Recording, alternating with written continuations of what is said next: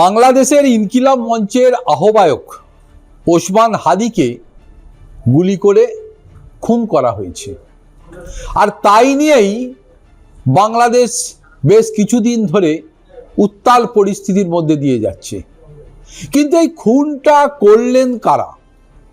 বারবার তো অনেকে বলছেন নাকি ভারতই তার এর মাধ্যমে ওসমান হাদিকে খুন করা হয়েছে। এই ন্যারেটিভটা তৈরি করা হচ্ছিল, কিন্তু এই ন্যারেটিভ সত্য যে নয় সেটা কিন্তু সময় যত গড়াচ্ছে তত প্রকাশ পাচ্ছে। সম্প্রতি ওসমান হাদির ভাই মোহাম্মদ ইউনিসই এই ঘটনা বা মোহাম্মদ ইউনিসের নেতৃত্বাধীন সরকারই এই ঘটনা ঘটিয়েছে বলে অভিযোগ করেছেন। ওসমান হাদির ভাই ওমর হাদি তিনি দাবি করছেন যে সামনে যে 12ই ফেব্রুয়ারি 2026-এর 12ই ফেব্রুয়ারি বাংলাদেশে যে সাধারণ নির্বাচন হতে যাচ্ছে তার আগে নাকি নির্বাচনকে বানচাল করার লক্ষ্যেই এই মতলবটি এঁটেছিলেন ওই ইউনিস এবং তার নেতৃত্বাধীন সরকার। ইউনিসের মাথায় নাকি মাঝে মধ্যেই এই ধরনের বিভিন্ন ধরনের বদবুদ্ধি ঘুরে বেড়ায়। এটা কিন্তু বারবার বিভিন্নভাবে কিন্তু এই বাংলাদেশের যে সমস্ত রাজনৈতিক দলগুলো রয়েছে তারা ঠারে ঠারে মাঝে মধ্যেই তারা বলে থাকে যে ইউনুসের কিন্তু মাথায় বিভিন্ন ধরনের প্ল্যান ঘোরে। অতএব যে ছেলেটাকে মারা হলো তার পেছনে বোঝা যাচ্ছে যে ইউনিস সরকারেরই হাত রয়েছে, অন্তত এমনটা তো অভিযোগ করছেন স্বয়ং ওসমান হাদির ভাই ওমর হাদি।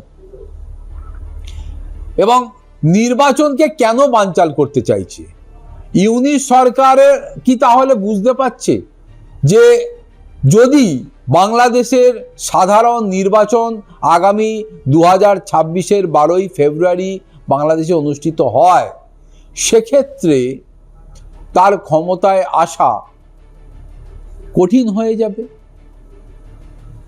তিনি ক্ষমতায় নাও আসতে পারেন এরকম আশঙ্কাও হয়তো তার মনে জাগছে। এ প্রশ্ন তো উঠছেই। এবং এই পরিস্থিতিতে বাংলাদেশে সাধারণ নির্বাচন আদৌ করা সম্ভব কিনা, অর্থাৎ এই যে ওসমান হাদিকে মেরে দেওয়া হলো এবং উত্তাল একটা পরিস্থিতির সৃষ্টি হয়েছে, এই রকম একটা পরিস্থিতির মধ্যে দাঁড়িয়ে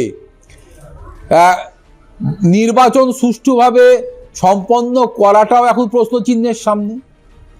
ফলে যেন তেন প্রকারেণ নির্বাচনটাকে আটকাও, যাতে কোনোভাবেই বাংলাদেশে আগামী 12ই ফেব্রুয়ারি 2026 এই নির্বাচনটা না হয়। এটা একটা ষড়যন্ত্র বা এটা একটা মতলবও বটে। মঙ্গলবার ঢাকায় শাহবাগের জাতীয় মিউজিয়ামের সামনে শহীদ শপথ অনুষ্ঠানের আয়োজন করা হয়েছিল ইনকিলাব মঞ্চের পক্ষ থেকে। সেখানে ইউনিস প্রশাসনকে তোপ দাগলেন ওসমান হাদির ভাই ওমর, এবং তিনি বলেছেন আপনারা রাষ্ট্রের ক্ষমতায় থাকাকালীন ওসমান হাদিকে হত্যা করা হয়েছে। আপনারা মানে ইউনুস সরকারের উদ্দেশ্যে ওসমান হাদির ভাই ওমর হাদি বলছেন যে আপনারা রাষ্ট্রের ক্ষমতায় থাকাকালীন ওসমান হাদিকে হত্যা করা হয়েছে, এই হত্যার দায় আপনারা এড়াতে পারবেন না, আপনাদেরও বিচার হবে।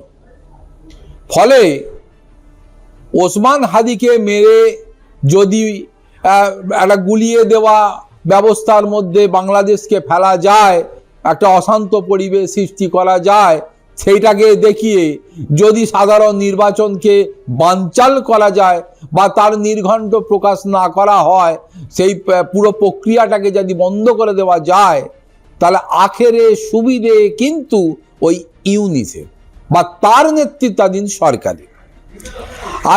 আজ হোক 10 বছর পরে হোক, হাদির ভাই বলছেন আজ হোক বা 10 বছর পরে হোক, আপনাদের বিচারের কাঠগড়াতে কিন্তু দাঁড়াতেই হবে। অতএব একটা প্রচ্ছন্ন হুমকি কিন্তু ওই ইউনিসকে দেওয়া রইল। অতএব পালাবার পথ যে নেই সেটা কিন্তু বলে দেওয়া হলো।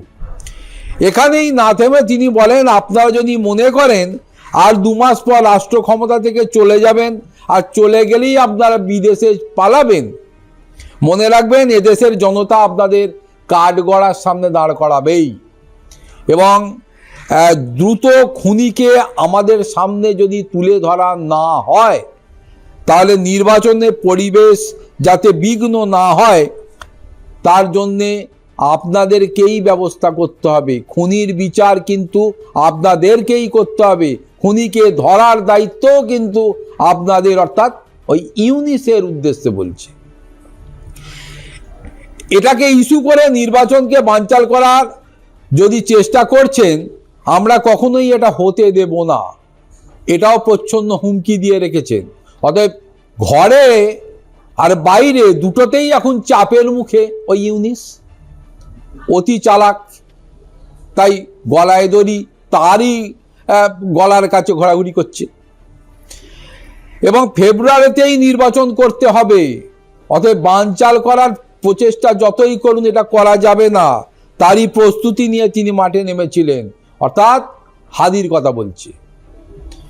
কিন্তু তাকে হত্যা করে নির্বাচন বাধাগ্রস্ত করার যে চেষ্টা হচ্ছে, মোহাম্মদ ইউনূসও যে একদিন বাংলাদেশ থেকে পালাতে পারেন আর তাকেও যে আগামী দিনে কাঠগড়ায় তোলা হবে, তারও যে পরিণতি ওই হাসিনাকে যেভাবে উৎখাত করা হলো ক্ষমতা থেকে আর দেশ থেকে বিতাড়িত করা হলো, সেই রকম পরিস্থিতির দিকে যে যেতে পারে তারও একটা প্রচ্ছন্ন ইঙ্গিত তারা দিয়ে রাখলো।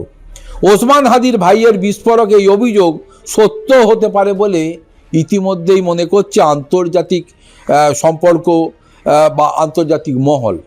আন্তর্জাতিক সম্পর্ক বিশেষজ্ঞ অনিক চট্টোপাধ্যায় তিনি বলেন, ওসমান হাদির ভাই হয়তো ইউনিস প্রশাসনের সব প্ল্যান ফাঁস করে দিতে চলেছে বা ফাঁস করে দিচ্ছে।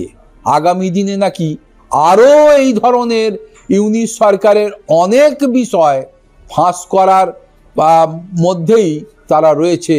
ফলে সময় যত গড়াবে, দিনের আলোর মতো ইউনিস সরকারের আর ইউনিসের ভবিষ্যৎও পরিষ্কার হয়ে যাবে।